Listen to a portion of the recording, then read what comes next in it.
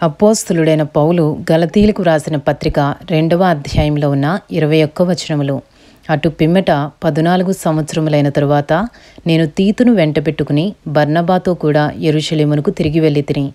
దేవ దర్శన ప్రకారమే వెళ్ళితిని. మరియు నా ప్రయాసము వ్యర్థమవునేమో లేక వ్యర్థమైపోయినదేమో అని నేను అన్యజనులలో ప్రకటించుచున్న సువార్తను వారికిని ప్రత్యేకముగా ఎన్నికైన వారికిని విశదపరచితిని.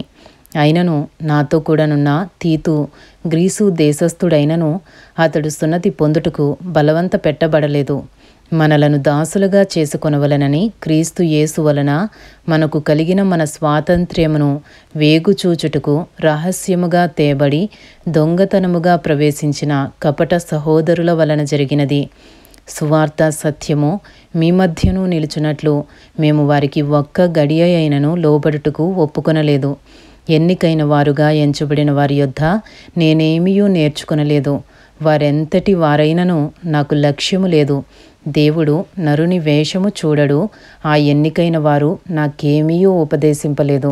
అయితే సున్నతి పొందిన వారికి బోధించుటకై సువార్త పేతురుకేలాగూ అప్పగింపబడెనో అలాగూ సున్నతి పొందని వారికి బోధించుటకై నాకప్పగింపబడనని వారు చూచినప్పుడు, అనగా సున్నతి పొందిన వారికి అపోస్తులుడవుటకు పేతురునకు సామర్థ్యము కలుగజేసిన వాడే అన్యజనులకు అపోస్తులుడనవుటకు నాకును సామర్థ్యము కలుగజేసనని వారు గ్రహించినప్పుడు, స్తంభములుగా ఎంచబడిన యాకోబు, కేఫా, యోహాను అనువారు నాకు అనుగ్రహింపబడిన కృపను కనుగొని మేము అన్యజనులకును తాము సున్నతి పొందిన వారికిని అపోస్తులులుగా ఉండవలెనని చెప్పి తమతో పాలివారమవుటకు సూచనగా నాకును బర్నబాకును కుడి చేతిని ఇచ్చిరి.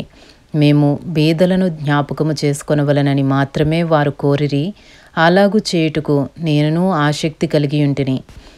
గలతీలకు రాసిన పత్రిక 2వ అధ్యాయము 11వ వచనం నుండి. అయితే కేఫా అంతియొకయకు వచ్చినప్పుడు అతడు అపరాధిగా తీర్చబడెను గనుక నేను ముఖాముఖిగా అతనిని ఎదిరించితిని. ఏలయనగా యాకోబు నొద్ద నుండి కొందరు రాకమునుపు అతడు అన్యజనులతో భోజనము చేయుచుండెను గాని వారు రాగానే సున్నతి పొందిన వారికి భయపడి వెనుక తీసి వేరైపోయెను. తక్కిన యూదులను అతనితో కలిసి మాయవేషము వేసుకొనిరి గనుక బర్నబా కూడా వారి వేషధారణ చేత మోసపోయెను.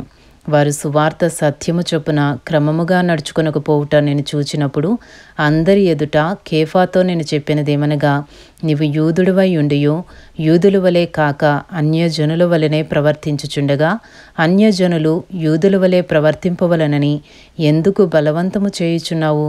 మనము జన్మము వలన యూదులమే గాని అన్యజనులలో చేరిన పాపులము కాము. మనుష్యుడు యేసుక్రీస్తు నందలి విశ్వాసము వలననే గాని ధర్మశాస్త్ర సంబంధమైన క్రియల మూలమున నీతిమంతుడుగా తీర్చబడడని ఎరిగి మనమును ధర్మశాస్త్ర సంబంధమైన క్రియల మూలమున గాక క్రీస్తునందలి విశ్వాసము వలననే నీతిమంతులమని తీర్చబడుటకై యేసుక్రీస్తునందు విశ్వాసముంచియున్నాము.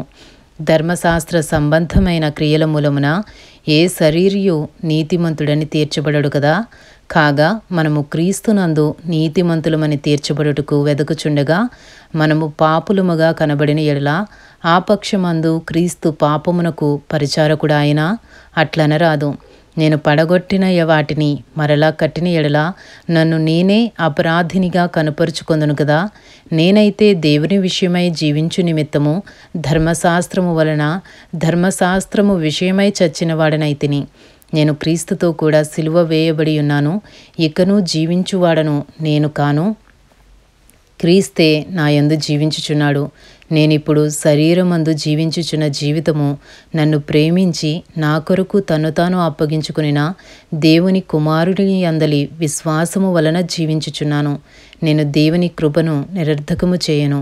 నీతి ధర్మశాస్త్రము వలననైతే ఆ పక్షమందు క్రీస్తు చనిపోయినది నిష్ప్రయోజనమే.